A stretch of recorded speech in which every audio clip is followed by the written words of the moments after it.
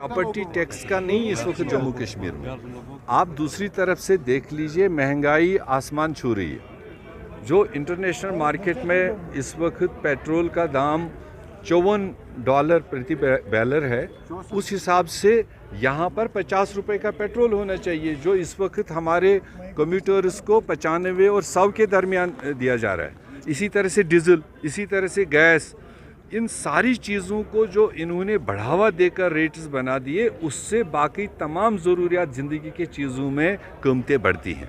तो ये सारा आम इंसान के किचन पर असर डालता है।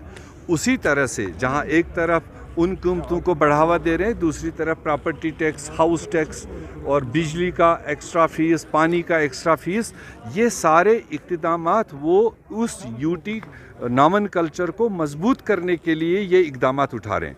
क्योंकि यूटी ना होती तो इस तरह के प्रॉपर्टी टैक्स, हाउस टैक्स की बात ही नहीं आती। जो बाकी देश में यूटीज़ हैं, उन सब में ये हाउस और प्रॉपर्टी टैक्स लगता है, लोग पे करते हैं। इसीलिए तमाम यूटी में रहने वाले लोग अपने आप को स्टेट की डिमांड रखते हैं।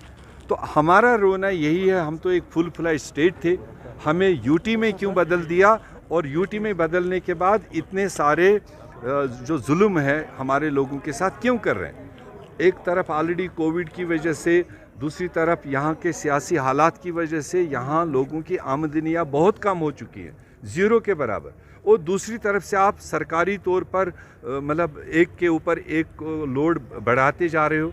तो इस तरह से लगता कुल मिलाकर कि भाजपा सरकार को इस खित्ते में लोगों को इकनॉमिकली पसमानदा बनाने की एक बाज़ाब्ता पॉलिसी है, जिसके तहत ये किया जा रहा है। डेलीगेशन इस तरह की आती जाती हैं, हमारा कोई सीधा उसमें कोई ऑब्जेक्शन नहीं है, मगर सवाल ये है कि उसका रिटर्न क्या है।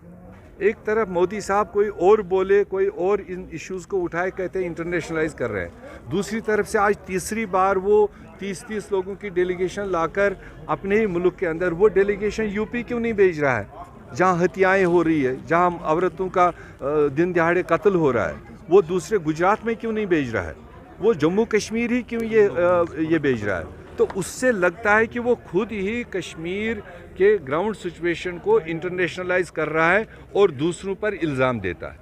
तो इसमें ज़मीनी सतह पर कोई फ़र्क नहीं पड़ेगा। हाँ, अगर अपने पार्लियामेंट के पार्लियामेंटेरियंस को ऑल पार्टी डेलीगेशन आती, 2-5 दिन यहाँ पर वो नौजवानों से बात करते, किसानों से बात करते, ट्रेडर से बात करते, उसका कोई ना कोई हल निकल के आता। वो अपने देश के लोग होते, अपने पार्लियामेंट में बोलते। तो फॉरेन डेलीगेट्स का आना और ये कहाँ बोलें, क्या बोलें, वो किसको पता है, और मिले कौन उनसे? वही जो सरकार ने अपने खैरखा तैयार किए हुए थे, उन्हीं को बुलाया। किसी पॉलिटिकल पार्टी को ऑफिशियली नहीं इनवाइट किया, और कांग्रेस को तो बिल्कुल ही नहीं।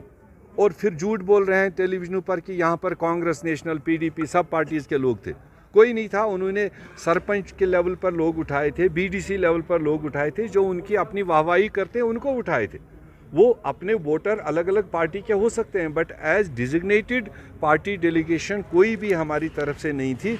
इसलिए वो जो गुमराहकुन स्टेटमेंट कल आए हैं, मैं उसको कंडेम करता हूँ। सर, एक मेंबर था, 70 साल हमें लगे इस स्टेट को तोड़ने में और 370 हटाने में। थोड़ा धीरज रखो, यही लफ्ज़ उसने किया। वो धीरज का माने क्या है कि हमने अगर 70 साल इसके लिए लड़ा, तो कम से कम 27 साल तो आप वेट करो।